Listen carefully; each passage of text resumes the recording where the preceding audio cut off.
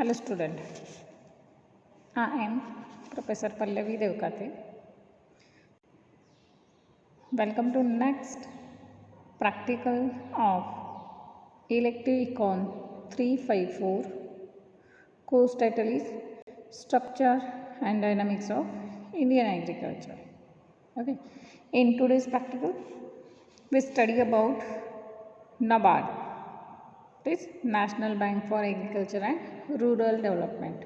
Okay, so this NABARD is included in your theory syllabus as well as in your practical syllabus. Okay, so we see different points regarding the NABARD. So first one, that is long form of NABARD. So long form of NABARD is National Bank for Agriculture and Rural Development. Then general introduction of NABARD. So this NABARD was constituted under committee, that is CRAFICARD. Okay. So long form of CRAFICARD committee. It is committee to review an arrangement for institutional credit for agriculture and rural development. Okay. So this NABARD was established under CRAFICARD committee, and chairman of that particular CRAFICARD committee was Sri B. Shivraman. Okay. So under chairmanship of B. Shivraman, this NABARD was established. Okay. So objective type of question may be asked on this point, like state the committee which is responsible for NABARD. So committee which is responsible for NABARD, that is CRAFICARD committee. Okay, and also sometimes B. Shivraman is also right answer. Okay, then this committee submitted the report on 28 October 1979, and this NABARD was established during 12th July 1982. Okay, so establishment of NABARD was during 12th July 1982. Okay, so this is the in general about NABARD, that is genesis of NABARD. So this NABARD, the existing national level institution such as Agricultural Refinance and Development Corporation, then Agricultural Credit Department and Rural Planning and Credit Cell of RBI were merged with NABARD. Okay, so this ARDC, SCD and RPCC were merged with NABARD during 1982. Okay, this is the some history or establishment of NABARD. After genesis of NABARD, next point, that is organizational setup. Okay, or board of management. So this NABARD, all the directors in the management board are appointed by the central government with consultation with RBI. Okay, the board is playing major role of providing direction, management, supervision of various financial affairs of NABARD. The chairman and managing director are the two major top level executives. Okay, chairman and the managing directors, these are the two major executive in NABARD. The managing director is the chief executive of NABARD, and he is primarily responsible for various operations and performance of the bank. Okay, after that, in addition to chairman and managing director, the NABARD consists of different 13 other directors. Okay, that means in addition to these two, NABARD consists of remaining 13 directors.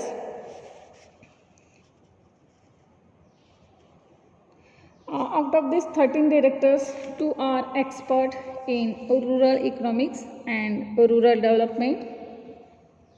3 are the directors which are representative of cooperative bank, and 3 from commercial bank, and remaining 3 directors are the officials of Government of India and 2 are belongs to state government. Okay, this is the management structure or organizational structure of NABARD. So this NABARD, these two, chairman and managing director, these two are the major or top level executive, and remaining 13 are the other directors. And out of these directors, 2 directors are expert in rural economics as well as rural development.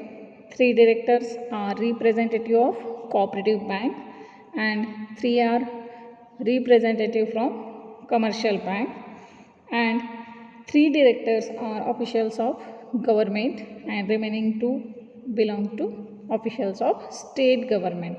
Okay, so this present chairman of NABARD is Harsh Kumar Banwala, and the head office of NABARD was located at Mumbai.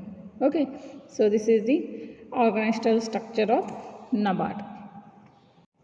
Okay, after organizational structure of NABARD, next point, that is source of fund for NABARD. So authorized share capital of NABARD is rupees 500 crores and issue and paid capital is up to 100 crore rupees. Okay, and there are some other sources of fund, in which first one, borrowing from Government of India. Then second one is issue and sale of bonds by Government of India.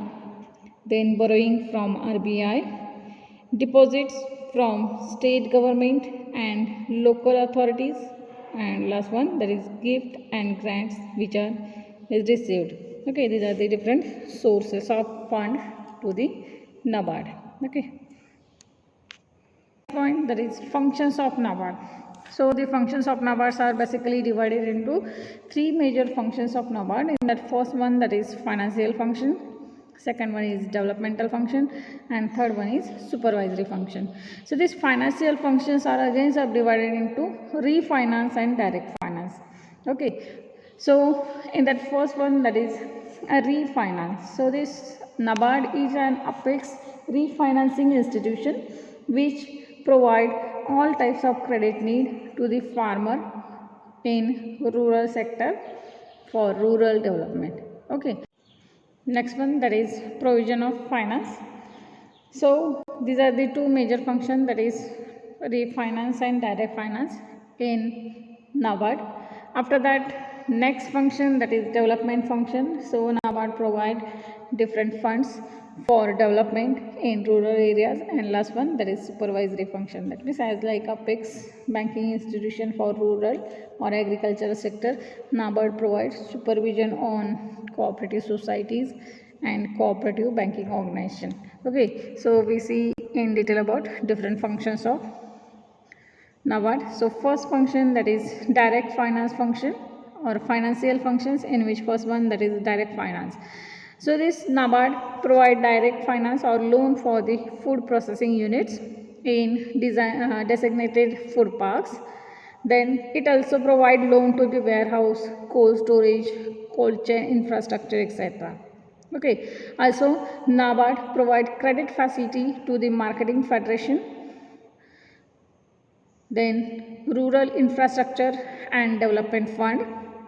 Then this NABARD also provide direct lending to district credit cooperative bank, that is DCCB. This NABARD provide direct lending for DCCB and financing and supporting producer organization, etc. So this NABARD provide finance as well as support to the producers organization. These are the first function, that is financial function, in which first one, that is direct finance. Okay, after that, second function of NABARD, that is developmental function. So NABARD provide developmental function, that means it provide financial support to different developmental activities. These activities involved, first one is institutional development, second one is farm sector, third one, that is non-farm sector, then financial inclusion, microcredit innovation, research and development, then core banking solution to the cooperative banks, and climate change. For these different project or developmental activities, NABARD provide financial support. Okay, after that, next function, that is supervisory function.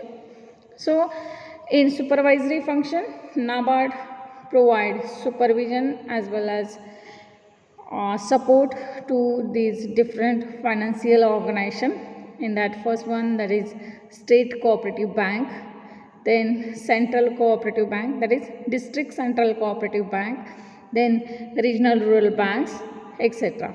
Okay, so this NABARD provide supervision guidelines to these different banking institution. Also this NABARD provide financial support as well as supervision on different cooperative organization. In that first one, that is state cooperative agriculture and rural development bank, then apex weaver societies, marketing federation, etc. on voluntary basis.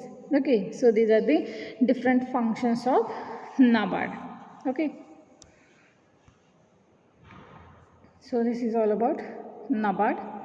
So question may be asked on this point, that is explain NABARD on following points, in which introduction, objectives, functions and board of management of NABARD.